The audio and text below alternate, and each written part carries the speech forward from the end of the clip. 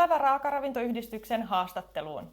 Mun nimi on Lilla Sulkala ja tänään mulla on täällä vieraana haastateltavana upea Minna Nurmi, optimaalisen terveyden valmentaja. Tervetuloa. Yes, kiitos Lilla, kiitos. Kerropa meille ihan ensin, että minkälainen sun ruokavalio on? Minkälainen mun ruokavalio on? No, mun ruokavalio on ollut 2,5 vuotta oikeastaan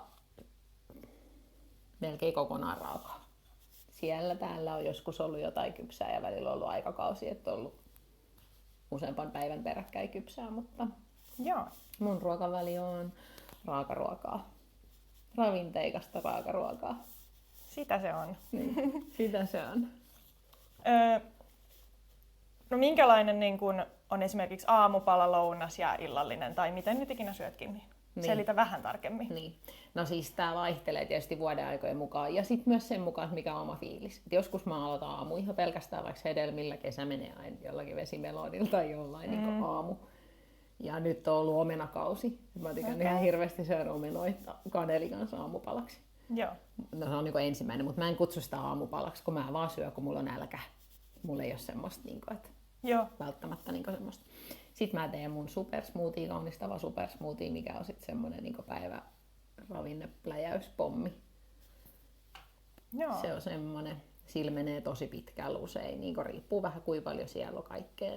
Niin. Ja mikä on sitten oma nälätarve, mutta sillä menee aika pitkällä iltapäivää vähintään yleensä. Joo, ja kuinka iso se on? No se on 2 litraa. No se niin. on se Vitamixi-kannu ihan täynnä. Ja mä juon kaikki sen yksi siis. Itse minä. Niin. Se on yleensä ihmisillä semmoinen, että mitä ihmettä. Ei raakaruokailijoille, jotka on tottunut, niin ei se niillä ole semmoinen, mutta semmoisille, jotka ei ole, niin ne ihmettelee sitä määrää, että niin mitä. Kahvilassa kaupassa smoothie on semmoinen 3 desiä. Niin. Joo, tai jossain Jungle Juicesta, niin se on niin semmoinen tämmöinen. Se on niin semmoinen alkupala. Joo. Se on semmoinen alkupala. Sitten mä syön, ehkä mulla voi olla siinä jotain välipalaa, riippuu vähän kaikesta päivän, niin voi olla, mutta sitten mulla on usein yleensä semmoinen vähän jonkun isomman aterian aika, niin semmoisen isomman pureskeltavan aterian aika, on se sitten iso salaatti tai vastaava niin jotakin, tai sitten mä vaan dippailen kasviksi, esimerkiksi guacamolee tai johonkin muuhun tehtyä omaa kastikkeeseen. Jep. Ja sitten iltapalaksi saattaa olla jotain hedelmää. Okei. Nälän mukaan. Se on semmoinen aika basic. Ja minkä takia sä syöt näin? Sen takia, että 2014 mä kärsin vielä monista hyvinvointiongelmista. Mulla oli muun muassa akne ja se oli se mikä pisti mut hakemaan kaikkea, että mistä löytyisi niin apu. Mä olin valmis kestämään ne kaikki muut ongelmat, vaikka ihan tyhmät jälkeenpäin niin ajatellen, että mä olin valmis kestää vaikka ja mitä. Muun muassa 35-vuotiaan ihan valtavat yöhikoilut. Siis aivan valtavat yöhikoilut. Että mulla on hormonaaliset ongelmat ihan hirveät. Joo. Sen ikäisenä. Niin mä olin valmis kestämään ne, kunhan mä vaan saisin sen aknen kuriin. Mutta kiitos sille aknelle, että se oli niinku se pyörittävä voima, mikä sai mut etsimään. Ja sit mä olin kokeillut kaikki jo WHH:t ja paleot ja ketot ja kaikki mahdolliset niinku kaikettomat, niin sanotusti kaikettomat. Ja viimeisen oli se kasvipohjainen siellä, koska eihän kukaan voi ilman proteiinia elää. Varsinkaan jos käy salilla, niin kuin mä kävin treenaamassa. Että sä voi elää ilman proteiinia, niin se on ihan hullua ruveta syömään kasvipohjaisesti. Joo. Ja siellä on soijat ja kaikki, mihin sit niinku ei pitäisi kuulemma hormoniongelmaa se koskee.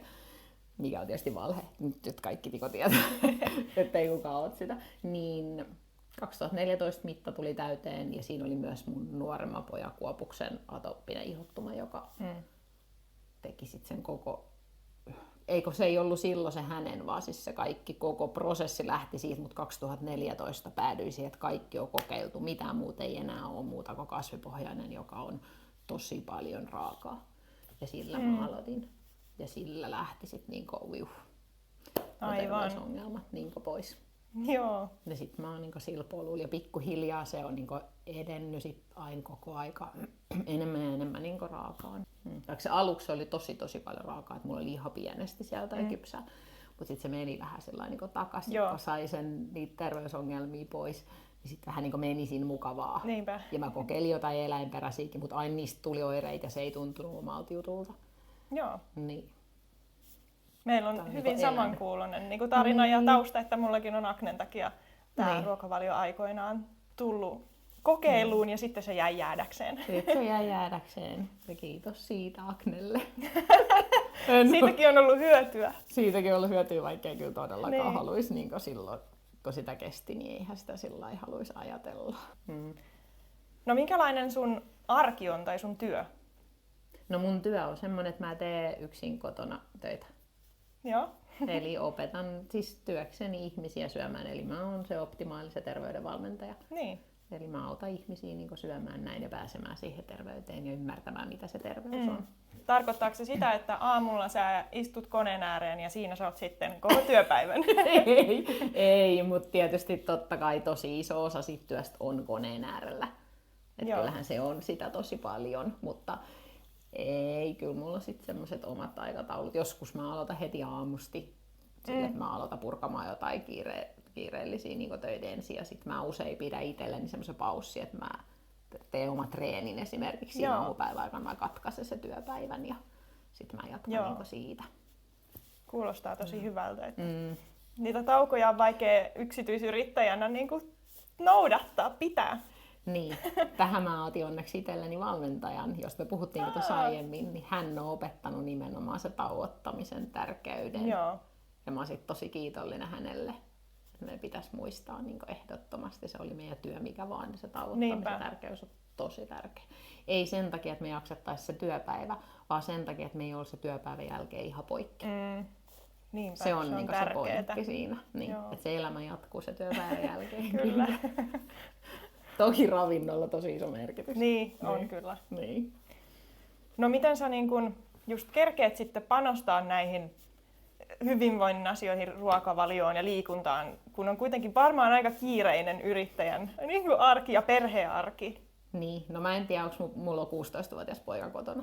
Tällä hetkellä se on mun kiireeni. Joo, eli ei ole mikään pieni lapsi katras siellä. Ei, toki mä oon aloittanut yleensäkin tämän niin sillä, että hän on ollut pieni ja toinen lapsi on ollut. Että mä oon aloittanut, että mulla on se kaikki siellä, mulla on se, miten mä oon tehnyt eväät sille lapselle mukaan hoitopaikkaan joka päivä, jotta että se söisi ne eikä sitä hoitopaikan ruokaa. Ja sitten mä oon tehnyt omat eväät mukaan omaa työpaikkaan, niin mä oon elänyt myös sitä, että mä tiedän mitä se on toteuttaa tämmöistä ruokavalioa niin, että sä myös elät semmoista, kun toiset sanoo, että sun on niin helppo, kun sä teet koton töitä ja sulla on 16-vuotias poika. Mutta ne unohtaa se, että mä oon elänyt sitä. Että mä oon elänyt sitä, että mä oon ihan mennyt palkkatöihin ja tehnyt ne kaikki ja mä oon jopa tehnyt sille lapselle ne eväät. Ei se helppoa ole, mutta jos se on se halu ja päätös siinä, niin sen saa aikaiseksi kyllä. Kyllä. Et usein me tehdään kiire itse. Mutta mä en sanoisi, että mä oon yrittäjän kiireinen, koska mun duuni on sen verran emotionaalisesti kuormittavaa. Tai mä koen sen sillä lailla, koska se on sitä jatkuvaa antamista. Kyllä. Sä annat tosi paljon ja kannat huolta ihmisten terveydestä. Ja se on emotionaalisesti tosi kuormittava. Niin mä oon rajannut sitä tuntimäärää sillä lailla. Ja pidän huolta, että mulla jää aikaa sit niihin omiin juttuihin. Tosi hyvä. Tärkeetä. Sen on oppinut tässä vuosien varrella, kun on hakannut päätään seinään riittävästi. Kyllä. No mä oon ymmärtänyt somen kautta, että sulle on noi henkiset asiat tärkeitä. Niin miksi ne on niin tärkeitä ja liittyykö ne mitenkään sitten tähän ravintoon tai hyvinvointiin muuten? No mites mä saisin tämän lyhyesti? Mä korjaisin se henkiset sanat hengelliseksi sen takia, että se on mun oma semmoinen herätys, että mä mieluummin puhun hengellisistä asioista, koska henkiset asiat se on semmoinen tietty kategoria. Ehkä joku voi ajatella, että hengellisetkin asiat on, mutta mulle itsellä siis mä otan mukaan, en kaikille, jos ihminen ei halua ajatella asioita näin, niin mä en tyrkytä. Mutta jos jollakin on semmoinen jo valmiiksi tai hän haluaa ajatella sitä, että me emme ole vain keho ja mieli, vaan meillä on myös sit se hengellinen puoli.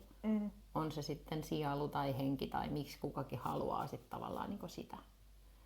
Niin mä otan sen myös siihen mukaan. Ja se ymmärrys lähtee, optimaalisen terveyden ymmärrys lähtee sieltä, että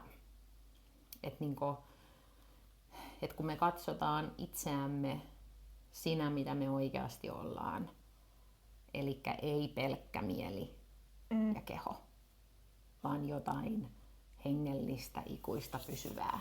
Jotain, mikä on mun ymmärryksen mukaan puhdasta rakkautta.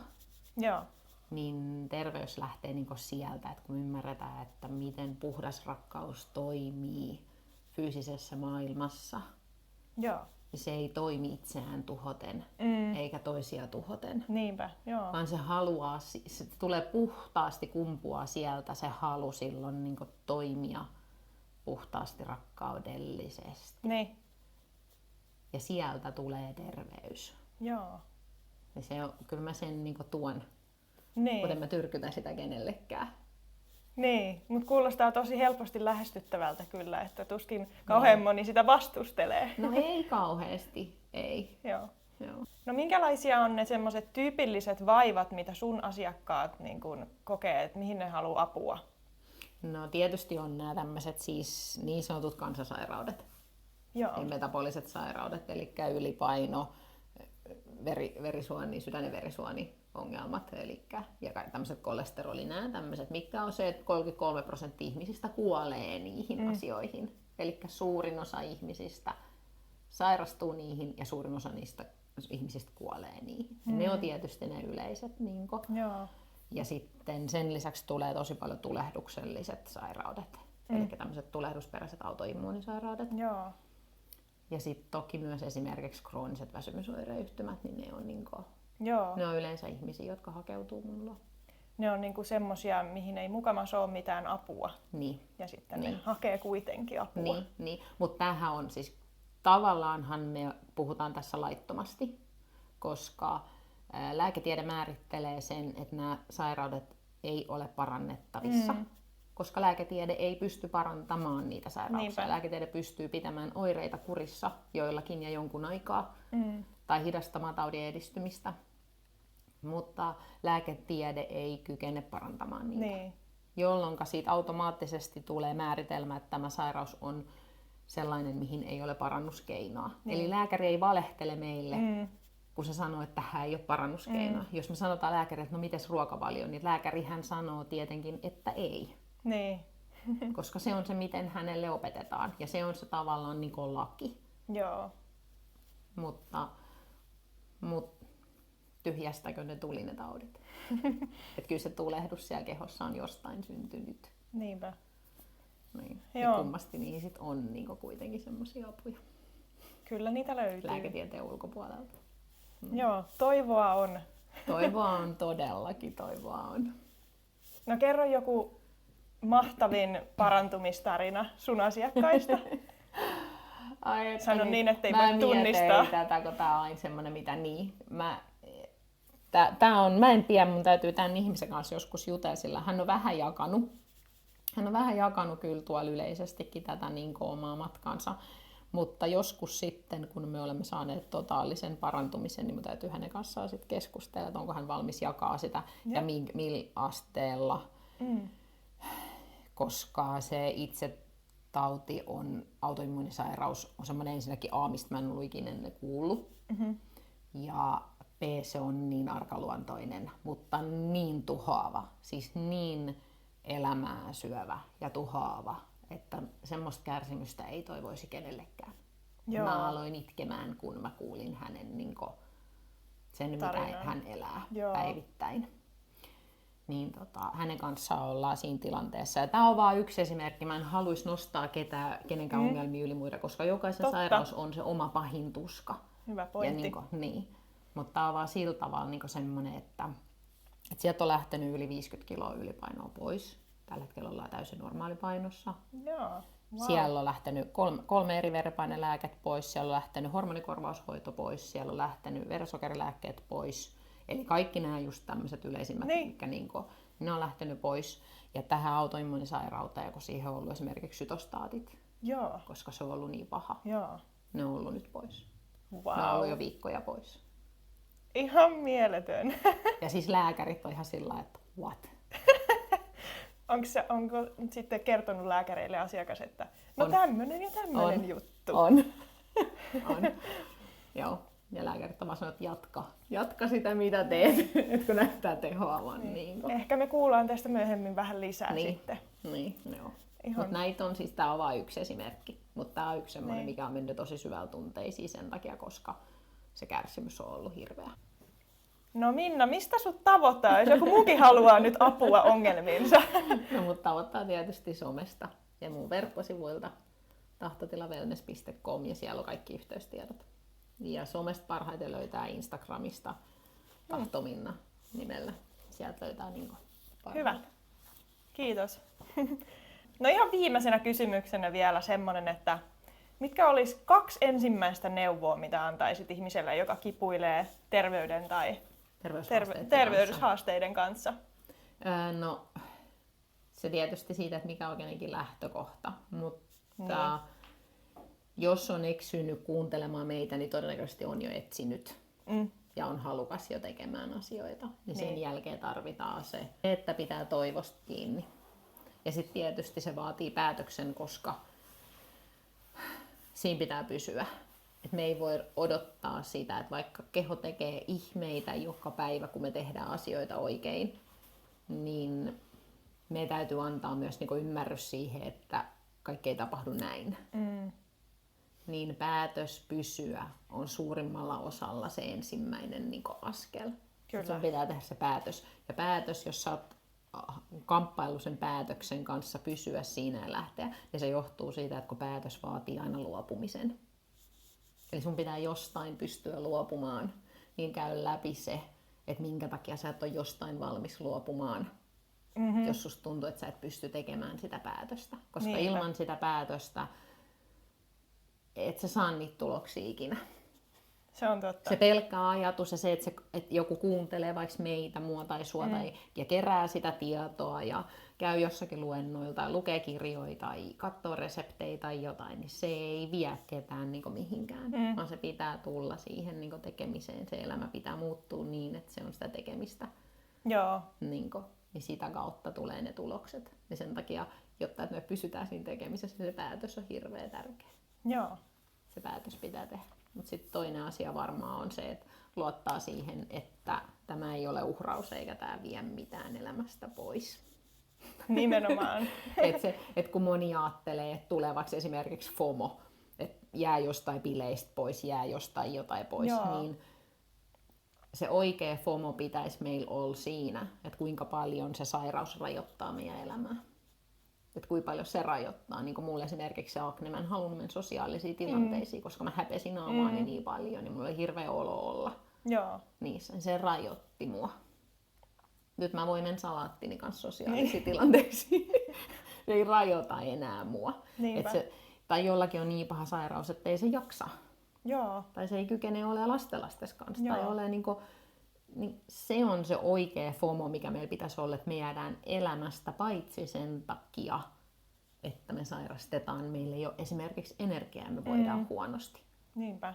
Eikä se, että nyt mä jään sit jostain bileistä vajaaksi. Niin. Tai jotain. Kyllä. Bileisiin salaattien kanssa. Bileisiin voimme salaatin kanssa. Niin. Ja jos joku kyselee, niin kuin kaikkihan aina kyselee, ihmiset kokee, että niillä on oikeus arvostella terveellistä syömistä. Kukaan ei arvostele roskaruokasyömistä. Jos sä menet pizzan kanssa, niin kukaan ei sano, että ai sulla on tommoista pizzaa, että kuin sä nyt tommoista syöt. Niin. Mutta jos sä menet salaatin kanssa, niin kuin sä nyt tommoista syöt, että mitä pupuruokaa sä syöt. Kyllä.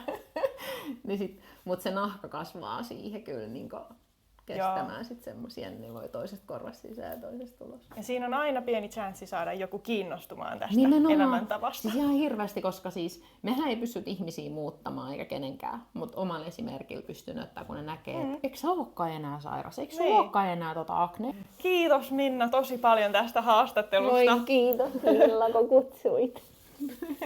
Ensi kertaan. Yes.